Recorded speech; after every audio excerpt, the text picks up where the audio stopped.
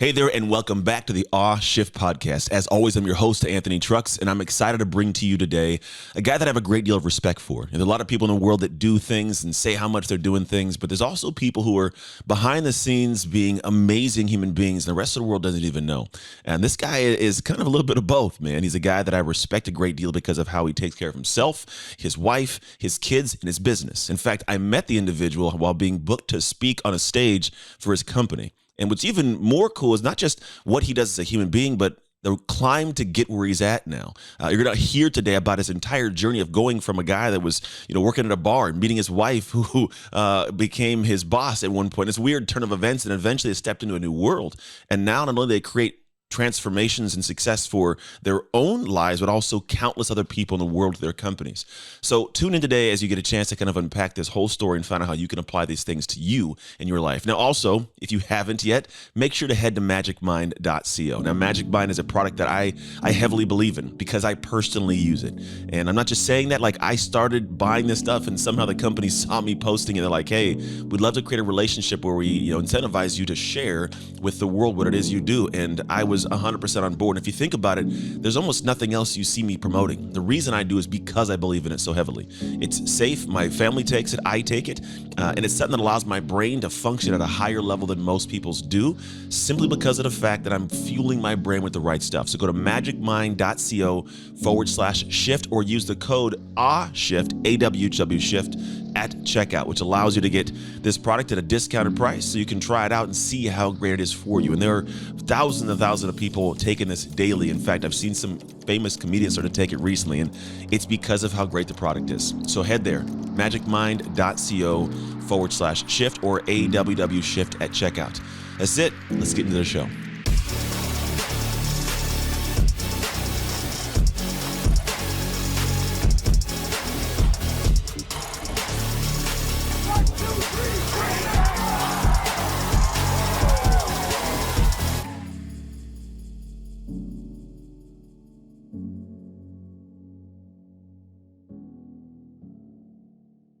Hey, welcome back to the Yaw Shift podcast. As always, I'm your host, Anthony Trucks, and we always have the beautiful, amazing blessing of having great human beings on.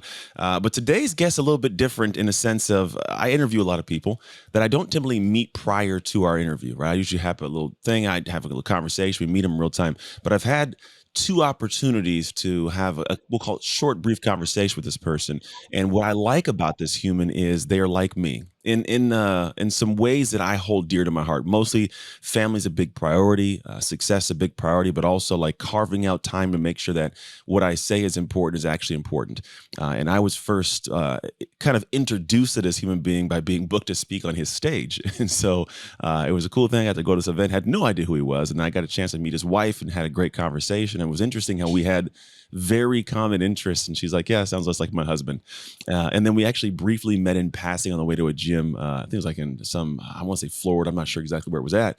And so anyways, I kind of got to know what he's doing and paid attention. Then in the background, we had some connections on Instagram, and now we're here chatting. But this person is an individual who's gone through the journey that I think all of us see from the outside, but don't really get to feel in a sense of going through like the reps, we'll call it, of getting great. He is now an individual who is in a very high level in the realm of multifamily properties and how to not just do it for himself, but teaching other people how to do it. And him and his wife have gone the journey together, which is cool. And so without further ado, I'm gonna bring to the show someone that I'm sure is gonna bring value to your life, not just from a mindset perspective or a business perspective, but also a life perspective. So welcome to the show, Jason Yarusi. How you doing, man? I'm doing great. Thanks for having me, Anthony. Psyched to I be here. Yeah, man, I'm excited for you to be here too. Because it's the thing, I think as we get older in life, I find that there are cool people out in the world, but I don't have a lot of time for a bunch of new friends, you know? So it's like this sometimes like the best kind of part of our world, because you and I both know, wife, kids, I don't have time to hop on the phone every other day and like, hey, how's Jay going? Like, but I do love that there are great humans like Yeah. yourself in the world. And so these little moments, man, they're beautiful for me. But I do have a question that I always start the podcast with, and you can take it wherever you want to take it. And we'll see how it unfolds. So here's the question. I'm walking around town. I sit down next to you. It's Tennessee, I believe. And you turn and for some reason start talking to me. I don't know you yet. Why should I listen to you? That's a good question, right? And maybe you shouldn't. And I think lots of times in life is that you have to understand what's the best value you can get, that you really go out there to serve others. And ultimately, where we're at today, and when I think about myself in the space I'm at today, like if I would go talk to myself 10 years prior, right? You get that question a lot, like, what would you do? What would you say to that person who was like the younger self? And ultimately, like, I wouldn't have listened at that time, right? Because it wouldn't Yeah. have served me. And so Mhm. maybe on that part, I could have heard something. And there's always value in hearing others, right? Mhm. Because whether you agree or you disagree, it might make your stronger, really your argument stronger to help you understand why you really just don't disagree with that person. But Yeah. if we sat down together and talked, honestly, from us, we've come to a place where we built a lot of where we are today Mhm. based on where we didn't want to be, right? We're either running to what we want or running away from what we don't want to be, True. right? Very true. And it wasn't a point that we didn't enjoy where we were. We were in a life where Peely and I met, Peely, my wife, who you had mentioned, we met working in bars, right? We were at working at bars, working very late nights, Yeah. 2, 3, 5, 6, 7 a.m. finishing our shifts. And we just knew that was a pace that never stops. And we had friends that were, getting to where even age I am today, that were Yeah. out there doing it. And there wasn't a cutoff, there wasn't a stop. And Mhm. if you want to do that life, all power to you. It's Yeah. fun. You get to meet a lot of people, Yeah. but Of we course. knew that we had different energies, different ambitions, different places we wanted to be in life. And Yeah. it wasn't including that mission. And honestly, we did go that route for a while. I'd opened some bars, opened some restaurants, Mhm. sold a brewery, another restaurant, right? We Yeah. had done that pace. But when Peely and I, after working together, honestly, 10 years, it took us that long well, I'll say it took her that long to agree to look at me and be and start having a relationship with me, right? So sometimes it takes a moment. But on Right. that front, when we did, we realized that we wanted to take a different direction in our life and we wanted to start a family. And having small kids and being able to use that space, the bar world, or when we went into construction world, all these things were not going to fit the lifestyle we wanted. It was Yeah. not going to give us the energy, the ability, the availability to control our day and control our time. We were in a service business that we had to do to produce, right? There was no Yeah. way that we could empower ourselves to really get back our time. Like if I want to take off Tuesday to go with my kids to do something, that wasn't going to be an option, nor would I be in the mind space if I'm just coming home from work at 7 or 8 a.m. Mhm. Really. And so our energy and times of what we've learned that we've passed on is that there is no perfect path to where you want to go. It's the path you take and the lessons you learn to carry you to the next step that you want to take. And Yeah. you can either keep doing that same day over and over and be happy where you are, or be regretful for what you haven't done, or find ways each day to take a new direction, to Mhm. put your energy to serve where you want to be. And it's not Yeah. going to be easy. And that's why most spend their day going through the motions and then not really enjoying it Mhm. until they change that motion. And there's a select few who go out there and say, enough's enough. I don't care what other people say. I don't care what other people think. I have to do this for me because I know the steps I do today will not only help me, but will help the others around you. Yeah. Right. I'd agree And with that. that's the message there. Yeah, I like that. And that's honestly the same way I think, man. It's a matter of they say something has to change for things to change, right? If you do the same thing over and over again, complain all you want, but nothing actually adjusts. And I take myself back to the moments that you're talking about, you and Peely in the bar. And if I recall from our conversation with her, she was like, at one point she was your boss. Is that correct? And then like she left. She made sure to So let me know that one. yeah, so funny enough, my first iteration of working, it was a very popular, crazy nightlife bar that was an outside bar in New York City. Mhm. So it was only open about 5 6 months a year, and Yeah, ended up becoming the biggest outdoor bar in New York City. It was a very well known bar, like it yeah. still is today. Mhm. I came back from working. I actually met a friend in Europe when I was working over there. He came back and he was doing some construction work, getting the bar ready because the bar basically never, almost couldn't make it through the winter because that's how bad of condition it was Yeah. for the summer. And he said, "Hey, listen, if you're working for a construction job, why don't you come on over?" And lo and behold, I meet him, head over to the bar, and Peely is running the bar. Little 23-year-old Peely is running the bar, and she Yeah. gives me a job doing construction, right? And that was the start of our journey. And Yeah. then she went off to do. She was went to California for a while, then back to Hawaii, where she's from, where she was born and raised. Mhm. Then came back to New York, and at that time, somehow throughout the reigns, I think it was almost like battle of attrition, right? Everybody leaves, and it's like, well, who's left? We'll make him the boss. I end up becoming the boss of the place, and Yeah. lots transitioned, and it grew, right? It was a small bar, very popular thing, but on Yeah. my time, it was great. The owners were in that part where you learn a lot of lessons from people, and you don't know those lessons until you go forward. Yeah. And sometimes you can't stop at that first no, right? You can't stop, and you also sometimes have to do and then ask for forgiveness later. Yeah. Because it's when we're doing wait for a response, especially in a city like New York, where it could take months and months. Well, we were able to take that bar and 25x the revenue on that bar. And it Mm. was an incredible journey for what we were able to grow that bar into. Mhm. But the lesson learned with the owner was like, he was like, I have no clue what I'm doing. I'm just going to keep trying things and keep putting people in position. And I'll throw 20 people at one project Yeah. because someone's going to get it done, right? It was the energy of that figured out. And I was able to help dial in and take back and really create some efficiencies, right? Which helped, of course, on payroll and some other points and Yeah. really the revenue. But it was just that energy to have someone that gave you really the power to have open ideas. Mm. And I learned a lot as I helped really with that, with where I carried on to today, is that I enjoy when people come up and say we should try this, and because I'm always open for it. Yeah. But the thing I'll take back is I'm not going to try it. If you Mm. want to try it, I'm welcome the experience, and if it works, we'll go through it. But this is Yeah. something that you have to take ownership of it, and then Mm. that's the step we can see if it's something we can implement in the business today. Where'd you get that though? Because that's not like a regular human thought process, right? I operate the same way. Like I'm gonna try to find a way to get it done, but I'm Yeah. also aware of what my strengths are, right? So if in my own company and certain things, I'm like, hey, we should do this, but I'm not gonna do this, right? So where did that kind of muscle develop? Was it prior to this construction gig? Was it a childhood thing? Like where did that come into play?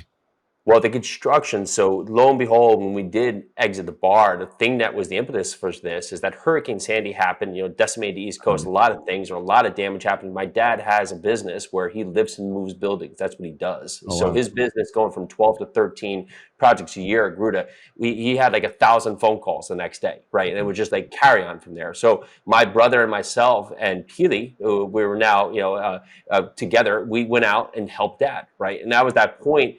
And it was this serving notion that we were just stepping from one service to the other. And it was great to help dad, but I knew it wasn't the direction we wanted. But Yeah. we're stubborn Italians. My dad's, full blood Italian here, and stubborn Italians always think, even if it's, knocking a hole in the wall or screwing a screw. We always have to do it because no one else is going to do it perfect. No one else is going to do it right, no matter Yeah. what task. And we still face and conflict in that notion today. Mhm. And my point here is that I just realized that we were wasting really not only our own time but somebody else's people time, because there's people who that's the best role for them, and that's where the fit, and that's where they can go and be empowered to be their best person themselves. Yeah. And if we're taking away that because we're doing something, not only are we taking away from them, but even if we do it perfect, right? Let's say we do it better than everybody else. Now we're only getting one of 10 things done out of the 10 things we need to do, right? So what would be better? Get 10 things done at 85%, or get one thing done 109 at zero, Yeah. right? And so the averages, the law of averages says go with getting it done, because it doesn't always need to be perfect. It needs to be done to help you push forward. I agree. It's kind of like I tell people, it's like if I have 5 water jugs I'm filling up and I got one singular hose, it's gonna take forever. I got to go across all 5. But if I get my one hose and I even have less going into, we'll call it pressure, the rest of it, they're eventually gonna get filled up faster than I can with all that, water Yeah. going in one area. And I like that mentality because that's the one that lets you pull back a little bit. But how do you know to delegate? Because a lot of people have, businesses are starting or they're in some positions and like there's this emotional connection. Do I do it all? And then like when they delegate, sometimes they just, hey, go take care of this, and they'll let somebody figure it out on their own. What do you Mhm. think is the best way to set someone up for success when you're delegating, like you're talking about? Well, it's two parts. One, you want to know if you actually want to do that, right? Because if you're going to delegate it and you're going to be on a part, and then you're going to dictate every move of them, well, you might as well not even delegate, because then you're basically dictating, being the dictator and just controlling every motion, and you're not going to empower them to do. Sure. If you're going to be a task giver at every point, it's not going to help you and help you forward. So at every point, you hire 10 people, but every single step they do, they need your approval and need the next step for you. Well, then you're defeating the mission. The Mhm. point of delegation is to have roles and responsibilities. And trust me, we were not good at this, and it took us really a minute to set up the roles and responsibility. And what Mhm. we found is that we hire people that fit well with us. And for them, we empower them to help us build what the role needs to be. Help Yeah. us with the roles and responsibility for what this role should be. And Mhm. then we can fine tune it from there. Instead of me dictating at every move, you should do this XYZ. Yeah. Now, when do you need to do this? It's either there's not the best time, but there's the time when it's ahead of the growth, or where you're so busy back against the wall that you have no choice to. Yeah. Now, both put you in a position that you will be somewhere. Either you're going to be light because their revenue maybe not keep up to bring that person on, or you're Mhm. going to be so back in the wall that you're going to feel so pressured, right? But it is a point that you will find when you bring people onto the team, you will do more, right? Mhm. If you will do more, if you can control the narrative of what the vision and the mission is. Mhm. If everyone around you is coming on board, but everyone's really steering in a different direction, then again, you're going to take yourself away from the goal. But if everybody's clear on the goal, the mission, the vision, the outlying factors of where you want to be, Mhm. that group, whether they're all in the same room or virtual or whatever the point, is going to keep pushing forward, Yeah. right? And you have to be that person, that lighthouse, who's constantly noting and really positioning where that energy has to come back to. You keep everyone in the same lane. Yeah, there's a guy I interviewed years, maybe last year, I want to say a couple years ago, maybe. And I think his book's called "CEOs Only Have One Job," and essentially, it's all based around your job's the visionary, man. Like you have the Yeah. vision, and then you do what you do best, and you hire the rest, right? So you find people that can do that job better than you can eventually, which is really the goal. Like there's certain things I'm like, I could do this, but like my team's way better, right? But letting that go, having the vision, like you're saying, here is I like that the lighthouse. We're going here, everybody. Here's what it looks like. You're disappearing. Hey, make a left turn, then that gets everybody back to the same direction. So I love these. These are lessons that anybody can apply anywhere. And I know these happen through hardship typically. Like these are ones where I'm sure you busted some things where you figured it all out, right? And at one point, you and Peely passed on. We'll go to the next stage of the career to go into multifamily. But I usually look at like, what's the awe shift moment within that? What was the one where you go like, this is awe shift good or awe shift bad? That kind of was a catalyst to this next stage of your life you're in now. Yeah, and it was the culmination of doing a lot of active and a lot of activity. So here we are running the construction business, the business going from doing that 12 to 13 jobs a year to 250, 300. All right. Mhm. And again, we had, our first baby was born. Peely was pregnant with our second one. And our goal to get back to control our day, control our time, control our outcome with where we can take our life, our legacy, and our family, right? Mhm. If we are so busy in our day to day that we don't have a moment to breathe, not for ourselves or even for our kids, well, we're going completely away from that.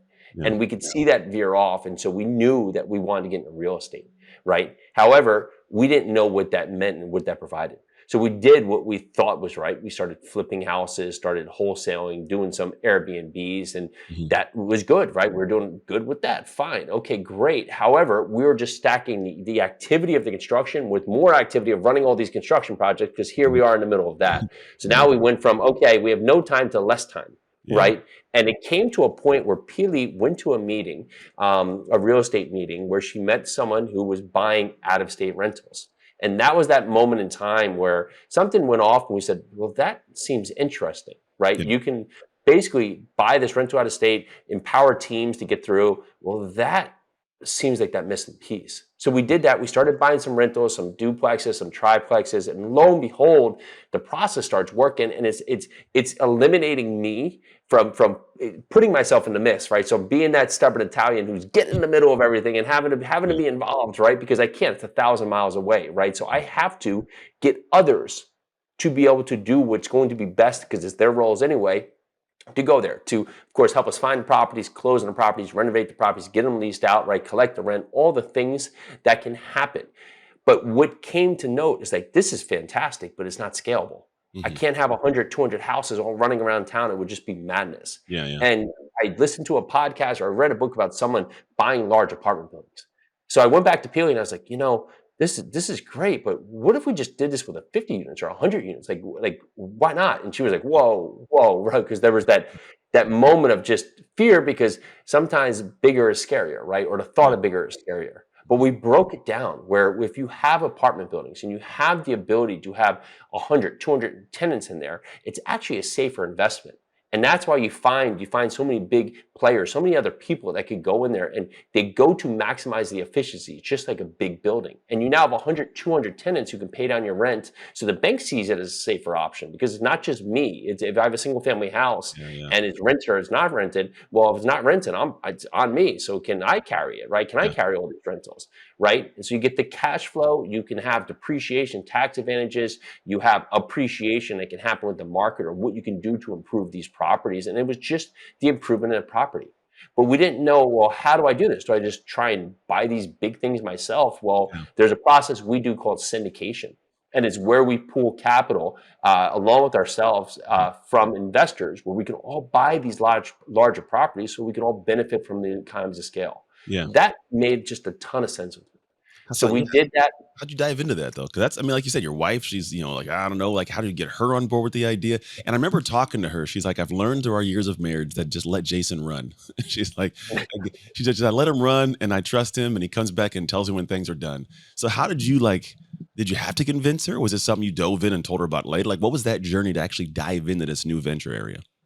Yeah, I told her about it. I told her all the reasons why, and I let her sit there with a minute. So Mhm. we do go at different paces. I'll go 27 steps, but I realize, and that's been one of my failures as a husband. I've constantly worked to get better at is that I've talked a lot and then answered for her, because she thinks and then answers, and I think and go, right. And there's no wrong. We need both sides, and that's the power of our success here. Yeah. However, I had to stop, speak, and then answer it to her, like ask her a question and then answer the question before she can answer it. Mm. So I let her unravel with that, while I came back and found other people that were doing it successfully. I said, Yeah. oh, well, like, who else is doing this out here? And just started looking at their model and just understanding what were they doing. Some were in different areas, and they were all investing in different markets from where they are, because they provided what they wanted for those type of investments. So I aligned to get mentors around other people that could be around, that could show me just the steps. And the basic steps are pretty simple. Find a market, find a property, put team together, all of those, right? But the power of mentorship is that there's all these little intricacies that are in between that Mhm. can completely disrail you, right? Where you may find all your steps, well, this little question will come up about maybe a security law or something, and you Mhm. don't have any of the resources, and you're trying to find it on Google, and you lose 2 or 3 weeks on it, and all of your momentum goes. Mhm. The power of mentorship was that we never got off track, because we just said, okay, we're going to go from A to B. We're here, and we want to buy an apartment building. Yeah. Okay, so what are those steps? And Mhm. we just started knocking those steps down. And anytime we got a little off the rail, we said, hey, just a little quick text. In 5 minutes, we're back on track. Mhm. And we went from having these 2 and 3 units to buying our first in just about a year, 9 months really, our first 94 unit in Louisville, Kentucky. And Wow. that really was the start, because when we got into that, then we just ripped the band-aid off. We're like, got stopped doing the single family, stopped doing all those other parts, went Yeah. all in with multifamily, and we've closed something like I don't know, 1,800 units since then Mhm. across like 6 or 7 states, valued somewhere like right at 200 million. So it's been Mhm. it's been a big transition for us, a lot of stages. Yeah. But even with that business, Peely and I were doing the first ones by ourselves. We realized we had to bring on team, and that's how Yeah. we've continued to grow. Yeah. This was what, 10 years ago you said? This is like this whole journey in like a decade.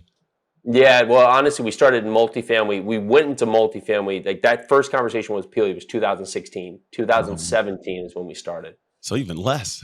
I Yeah, love it. yeah. I like it, man. I do people get uncomfortable around you? Just in a sense of like that you have this like a stoicness to you, a drive to you. I get like I played football, man. It's how everybody is, right? You have that. But I'm always curious, like people like ourselves, like I'm always wondering, like, do you find that some people like they're in your presence and then for some reason like they get out of it because they can't handle the fire? I do, and Peely, I'm a I'm sure you can understand this, but I'm very good to go into the energy. But Mhm. Peely loves being around people all day, and I like trust me, I'm all about others. Mhm. I'm better if you put me in a dark closet and let me go work out, and then go in a dark closet and like underwrite property and do think I'm cool, and Yeah. like so Yeah. like we both have our different energies, and Yep. that same part is I have to make sure that she has that part of it too, right? Because I can sit there and be good, right, in what Yeah. I'm doing. And sometimes my humor, because I don't always have something to say, but when I do, I may be sarcastic on point. I have to Yeah. get that people may not catch my humor, because it sometimes comes off to a certain notion right there. But Yeah. yeah, I completely do. Yeah, I hear you. I just because like my wife, she like I'll be out in public. She's like, no one gets your jokes. Like I'll say things that I'm off the cuff, and Mhm. I'm a little probably more like just loose and out there. I speak for a living. I do what I have fun, but I do understand the energy that's necessary to actually succeed, and I call it dark work. I call it, it's that area where you're doing things to be successful that is uncelebrated, unsexy, it's unseen by most of the world. But that's the stuff that moves the needle. And some people are tuned to be able to do that. Like you said, I can tuck away in the dark, get it done. I think that's the reason why people go, "Oh, you're going so fast." No, you're just going ridiculously slow because you can't shut down. You have to be in public and you just dial in and get things done. And I've heard a couple times there's this dynamic between you and your wife. I have the same dynamic in a sense of like I'm a big idea optimist. Let's go to work. She's like, I have to make complete sense of it. I have to everything be super super logical. I'm like, but then it won't always make logical sense. I know that our journey's been difficult. Has your journey, like between you and Billy, has it been easy and smooth? Have there been like push and pull and ebb and flow? Like, what has been that journey? Because I know a lot of people have things with their wives and their husbands. They want to build stuff, and it's not always that gelled. It's a great question, and the honest answer is we had to learn more the relationship than we did the work side because we spent our Mhm. first 10 years together working, right? So Right. that's come more natural, and Yeah. I find that all of our disagreements is just a lack of communication, Hmm. right? And you have a family, you're raising a family, all you're like there's so much different energy. Kids are going left, right, forward, backwards, all at the same time with all these different parts going. You're trying to run a business, Yeah. and the hardest thing is that there entrepreneurship, being your own boss is fantastic, but you can never shut off, Mhm. right? You can spend all your time working, and you have to choose when is that on and off, Yeah. right? And there's going to be certain times where there's going to be seasons where you have to be all in with certain things, right? The kids are sick, you're all in, right? Something needs to get done. We have to get this property closed yesterday, all in, right? So that energy needs to happen, but you have to communicate. And when you don't, right, that's where we've had our we'll say our disturbances in the force, right, of what it is there in terms of what's not been our best moments. It's when we haven't. And we've amazing enough, we've had far and few in between, but we came to say we worked at a bar where they would have on a Saturday 20,000 people. We'd work in some pretty crazy things, and so Wow. now it's almost like I'm like, this is quiet, in a Yeah. weird world, right? So our energy has changed so much that the pressures of work are always pressures, Yeah. but someone said to me sometime when we had something go wrong, right, in the past, they said, "This too shall pass," Yeah. right? And I had for it was funny because I thought that he got that from Gandalf from Lord of the Rings, but that was "You shall not You pass." I shall learned not later pass. because I kept thinking that's what it was, but Yeah. it's two, right? Our worst moments 5 years ago, we don't even remember today. Yeah. Right? Hmm. We do remember the lesson or the feeling, but we don't remember what that event was because it's so minimal or such a speed bump in what actually is our destination and what we've grown into. Yeah. And when you can look at that and say, okay, well, that wasn't my best moment. What's the lesson here? That's what you can do. We can't go back in time. We can say, okay, how can I improve for the next one? Or how can I take this to grow? Or how can I help others next time where I'm not in this position? Right. Mhm. And if you find yourself constantly in the same position, well, stop. That's a Yeah. simple thing. Stop, Mhm. right? And that's our hardest point is to stop because we get so used to being accustomed. Yeah, dude, that whole groove. My wife has that tattooed on her foot. This too shall pass. I wanted to put it on my middle finger at one point. I never got down to doing it, and it's a good one. It's true. And a buddy of mine one time, I sat down with him. It was years and years ago. And I was just kind of starting business. He was in this multi-million-dollar service business, and I go, man, how do you navigate all this stuff? He goes, at the end of the day, to be honest, I have Cadillac problems. He's like, I have problems. We all have problems. It's the same road I'm driving on as the next guy. He says, but I got better shocks. I know to handle the stuff, the ebbs and the flows. And so what I'm hearing you say is like your wife and you've kind of navigated, figured some things out to where things that would shut somebody down slide off your back, not because you're special or magical. You just lifted the weights of life to get strong enough to handle that. You built the shocks for it. And I think that's a necessity for all of us. Do you and your wife have ever have like conversation where you notice like we're like invincible? Because my wife and I sit down, we're like, you know what? We're pretty dope. Like I'd be hard pressed to find a couple that can handle what we can handle in life. You know what it comes down to? We've constantly gone back to is that problems are everywhere. But if you look at them as problems, they take you down. But if you look at it, the world is made on solution providers, It right? is. And you can go out there and create solutions. You are always in need. Mm-hmm. So our point, our kids think we're invincible, right? And like all that, that's great in part. But each day, it's us who we have to get over, right? It doesn't matter the thought of anybody else. I find just like you said with dark work, like every day it's my same mind. And regardless of how good yesterday was, I'm going to wake up with that same doubt or insecurity, that part where I can either listen to it in the morning or I can change the narrative, right? And that's why my morning has been such an important dynamic in just Mhm. where I go. Because if I just let that in, you think how anything goes, right? If you, and it's all around us, 80 something thousand ideas or thoughts a day, so much of that is just stuff that really shouldn't fit. So Yeah, when you can right. set the narrative each part to put yourself in a process, that's where your invincibility can come in. I agree. There's a National Science Foundation did a study and found that like, there's like between 60 to 80 thoughts per day, 80,000 thoughts per day. Of those, 85% are negative, and of Yeah, the 85%, 90% are repetitive. It's the same thought yeah, over and over again. And you're actually talking to it in a way that we all experience, right? And I even found out from a neuroscientist that she's like, yeah, in the morning, our brain, we think those negative thoughts and it releases cortisol in our brain, not our cells. Our brain gets addicted to that actual that chemical release. So every morning we'll have the same dark feelings, not realizing we're just kind of addicted to this negativity. And until you switch that, you have a morning routine or something that pulls you out of it actionably, you'll stay in that. And I do recall like you have a really dialed in morning routine, like you just mentioned it a moment ago. I do as well. Like what is your routine and how does it allow you to take control of your day? we get up early. I've done this now, and you think it's funny because I used to stay up to 6 a.m. and now I'll get up at 4:32, and I've Mm. done that for a fact. Because 4, 3, 2, 1, get up, right? Because you find Yeah, you can always hit the snooze button, but the always. second you're up, right? Yep. It's just getting up, and that's that first choice. And if you think about your day and your life, if like every point you're going to hit the snooze button or these other points, well, you're just setting up everything else. You're just giving yourself the easy button to get out of everything else you want to do. If that first Mm. thing is what you're going to do, so I True. get up. I have a glass of water, make coffee, have a coffee, and meditate. And that honestly is that first part. Then I'll get out, typically do kettlebells or some work for 25, 30 minutes, and then I'll run. And Yeah. I've done that to a point very consistently, pretty much every day, right? For where it goes to get myself ready. And I come back in. By that time, the kids are starting to wake up. Keely will have her time, go out there and have her morning because she's getting up a little bit later than me. And Mhm. then on that part, then we can carry forward to both have our moments for ourselves to get set, to get grounded for everything ahead of us, then go spend time with the kids so we Yeah. can be around them. And I put into my day now, of my goals is that, my kids are growing, but I'm going to pick them up every day, Yeah. right? So the first thing I do when I see them, I'm just going to pick them up, Mhm. right? And that's something that I'm going to do every day. And so no matter how I'm feeling, what it is, right? I get up, I do my morning, and I go and pick up my kids. And from there, our morning has now begun Yeah. because the work's done before beginning the morning. I like that. Yeah, I can't pick my kids up anymore. They're like 17, 13. Yeah, yeah, that's it.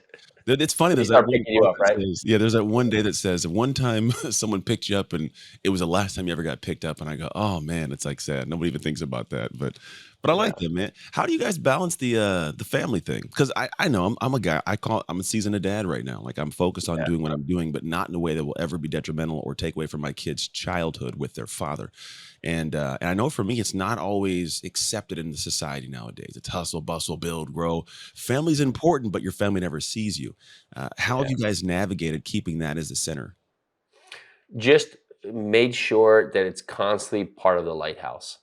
Mm, And trust me, we're not perfect by any means, right? But we make a point, so today's karate, I'll go to karate, so yeah, an hour with them, we'll have dinner, and maybe I'll work after, depending on where we go for the rest of the day. Some yeah, energy we have to go there, but make viable time for him because it does go so fast. And we think in our life that there's always going to be that moment we have it, but then it goes away and then they have their life and then they move forward, right? There's parts of the process where things go very quickly. yeah, And we can either choose to make the time or not, right? And you have to put it where the energy is. There's always going to be another dollar to make. There's always going to be another call to make. There's always going to be another email you have to send. And yeah, that's where the level of importance or urgent, right? And if we're mhm, always running to what we seem as urgent, then we're constantly just doing a bunch of things that aren't going to lead us. You go after the important. The other things can wait. yeah, And it's like anything in life. If you have 50 things in your plate, well, what you probably could drop 47 of them. It's the mhm, three that you have to maintain. The other 47 are probably not viable. You're making them more important than they are, I'd agree. right? Mhm, And so for us, just carrying forward, we've put family as one of those points that can never get dropped. yeah, And that's really been something that we have to work on it all the time. mhm, There's points or moments like this is a very busy month for us. mhm, Um, but okay, great. We take it when it comes, and then we use the energy elsewhere when it's not here. Yeah, I like that. That's how my family does too, man. My wife has her own business and she has, things she does and I have mine, but there's never a ball dropped in that aspect. Like I clear my schedule, move things around. I might have to cancel a good speech because my son's moving into college. I'm not going to miss dropping him off at college, right? But that's the priority. And if I don't make it the priority, something else will make itself my priority. Uh, I want to pull back, because this is something where I'm realizing not everybody has this we'll call it freedom and gift, right? You can get up in the morning when you want, you can hang with your kids when you want to do it, you can do what you want, travel, and I know that that's an earned, we'll call it an earned lifestyle, and it's mostly, I'm assuming, because of the kind of business that you run. So my question is, what kind of person is should look at this as a viable option for their life. Because if they do these things, it's going to be great, right? But not everybody, I think, is fully capable of completing the steps the way you and your wife have. But I know there's a big, large amount of people that really can do it. And so, in your experience now, and you coach people on this area and give them, guidance. Who's the right person for someone that's like this lifestyle? You have to be patiently impatient, and I'll explain that in a moment because it's talking out of both sides of my mouth. Is that Mm. you don't want to be where you are, but you're patient enough to get where you want to be. Okay. Because we get stuck in a life where everything's so set on just everything in front of us that we expect immediate results, right? You Hmm. can just, call something, happen immediately, you hit something on an app, it's right there. Yeah. You see everybody else just making these crazy gains, right? Where if you want to change your life, you have to stop what you're doing, because if you're expecting to just do exactly as you're doing every day, you're going to get the same outcomes. And Peely and I both grew up in very, we've just grown up in inconsistency all the time, right? Yeah. We working in bars, other points. We never know, having a paycheck. There was no consistency in anything from where we got paid, Yeah. right? And so from us, we learned how to adapt to that, to understand that there's always more ways that you can make more money or survive or do other parts of the puzzle. Are you Yeah. patient enough for it to happen? Yeah. Right? Are you patient enough for those points to come? Because if you're pushing forward and expecting that I'm going to do and I'm going to get right away, that's going to leave everything. Hmm. What comes to mind is I started a meetup when we first started this multifamily in New Jersey. First one we had like 15 people. It grew to like 2,500, 3,000 members, right? Wow. And the purpose of starting that meetup was just like, I just want to get like-minded people together and talk about multifamily because I didn't know anybody else in New Jersey. And I was like, Yeah. great. So here comes all these people. Hmm. And what I found from there is that I had no expectations, and what I got from there was access to deals. I raised millions of dollars from that group, all these things because I had no underlying fact of what I wanted to get, because I just was saying, this is going to be cool to do. Yeah. Let's see if something can be made for us all to win together. And Hmm. from there, it's created so much value in our lives. But most of the time, we do hoping or expecting, like, well, I did this and I didn't get this. And that's the wrong way forward. If Yeah. you want to change where your life is, you have to go out there and create impact. And that impact is going to serve, and it's going to serve others. Yeah. And then, honestly, what's the book, The Go Giver? It's going to provide back to you. And you may not know how. And with going into multifamily, there's so many options to win in this space, but you have to be patient. We Yeah. find we get a great transition of people who are flippers and wholesalers, and where they're very active and they may be doing 100 deals a year, and that's all well and good. However, can you be patient enough, and the ones who really succeed understand this fact that, okay, the wheels may slow down here of me having to do 100 deals a year, but I might do one and make three times that 100 deals, Hmm. right? But I just have to be patient to give it that 7 to 8 to 9 to 10 months to manifest in the steps to do it. Because in our daily life, we get so stuck in a routine that we think if that Friday paycheck doesn't come, that everything's going to happen, right? The world's going to fall over, everything's going to happen, and I'm going to have nothing behind me or nothing as a backdrop. Hmm. And that's where we get stuck in our pace, and it's hard for us to disrupt that vision, that version forward. Yeah, that makes sense, man. I agree, and that's kind of like the ultimate crazy trap we all experience.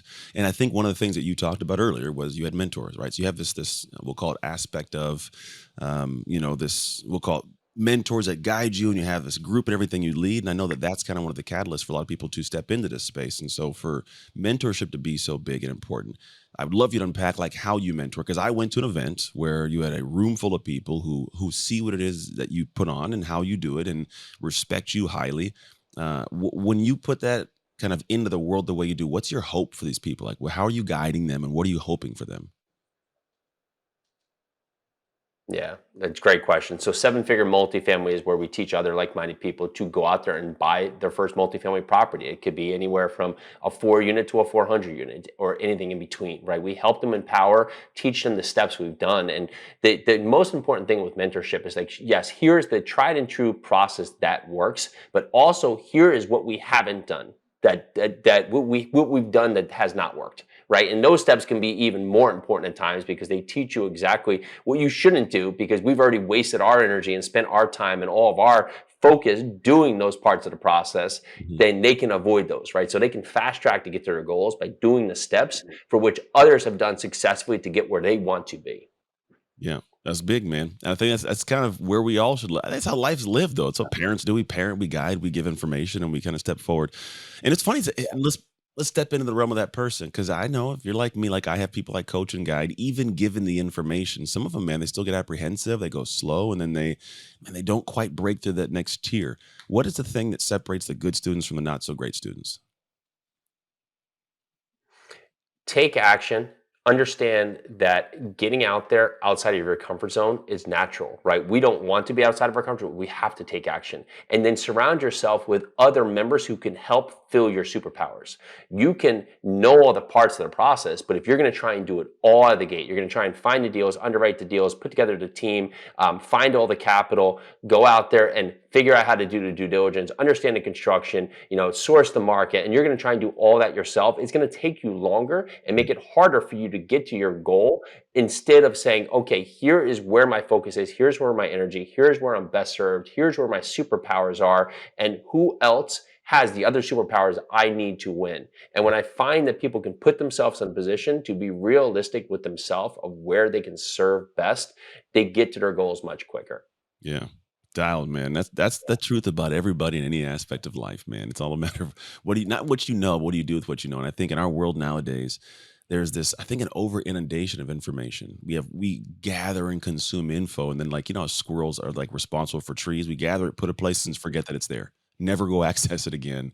And then it's crazy because if we were just to pay attention to what we do know, do what we already know, man, life would be an amazing kind of thing. And then you developed a skill set to do things. So any information like yourself or somebody teaches somebody, now it actually becomes something you can capitalize on. And it turns into a whole different lifestyle and experience. Man, I've thoroughly enjoyed chatting with you. And like my brain goes to one last thing. More so because of this where my brain lives right now is like, what do you hope for your kids? Right? Because for me, my kids, I don't see them being exactly like me. I'm a different breed, I had a different childhood, different experiences, and I think their life's a little bit easier than mine. So because of that, it's a different kind of grit. And so I just hope my kids have their own, future. Like, what do you hope for your children when you look at their life, say 15 years from now? And I hope that we can set the stage so they can understand how to go out there and be the best version of themselves. Hmm. And a lot of that is taking risks, of course, calculated risks, but taking risks to understand that that's where the lessons learned. And failure is fine. Failure means you tried, Yeah. right? Being worried of failure, being worried of setback is where you get stuck in a position to not be where you want to be. I want them to go out there and explore. I want them to go out there and discover what's possible out there and test themselves. Hmm. And if I can give them that, to give them the, if I'll say the permission that it's okay to go out there and try and fail, and there's always another day, then I'll feel that I've put myself and put them in a great position. I like it, man. I mean, it's kind of the same thing for me. I think at a certain point in time, like I want my kids, they got to go out and do things because the experience that I have comes from my, bad choices and bad, things that gave me some clarity to move forward. And I don't want Mhm. them to go through the same hardships, but they gotta have their own hardships. And I think a person like yourself, a person like myself, we're gonna make sure we nudge them, but we'll be there to help them when they fall down. Uh, Last couple questions. First question is gonna be: how can people find out more about what it is you do? How can they follow? Where can I send human beings who are like, I like this guy, Jason? Yeah, and thank you so much for having the show. Great questions. Always a great talking with you. They can go to yarusiholdings.com. That's www.yarusiholdings.com. You can find everything about our company, Peely and I, what we do here, investing in multifamily, the offerings that we work on, the mastermind, and everything in between.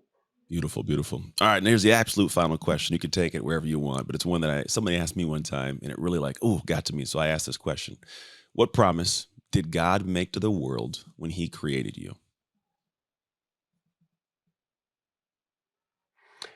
I will leave this earth better than I found it by the choices that I make. And they're not always going to be great, but it will be the choices that I choose to make after that last choice I made. Boom. I like it. Consistency, man. It's a human necessity if you want to be great. Just be consistent. You do that, and I think things work out because it's always a goal to get higher. Man, I appreciate you coming to hang with us. Genuinely, I know you're a busy man, and so to be able to carve out some time, I do genuinely appreciate it. Those of you guys who are hanging out with us still, make sure you head over to yarusiholdings.com. Check out what they do. They're generally like great at what they do, and they're phenomenal people. This is not just me saying this. I've met them in person. I don't say it about everybody I meet. Let's just be honest. And then if there's someone in your life who you know needs to hear these words, send this episode to them. I'd love for you also to rate, review this podcast because that way more people can see it and hear it. And then maybe you don't know who's supposed to hear it, but you just pop it into the share thing. Just copy, paste the link, post it in the feed of whatever your social is, and hopefully someone who's supposed to see it does see it. Outside of that, as always, make the most of your off shift moments so you can make shift happen. It's Anthony Trucks and Jason Yarusi signing off. Hey, thank you for tuning in to the Oz Shift podcast. I pray that we gave something amazing to your life. And if you found this episode served you in some way, I would love if you could share it with people you know, people you love, as well as your community, because you never know who needs that simple little seed that can grow into something amazing for their life. And the actual training doesn't stop here. If you want your free copy of the show notes sent to you after every episode so you can get the major points consolidated down, simply go to textanthony.com and message the word notes. Till next time, make shift happen.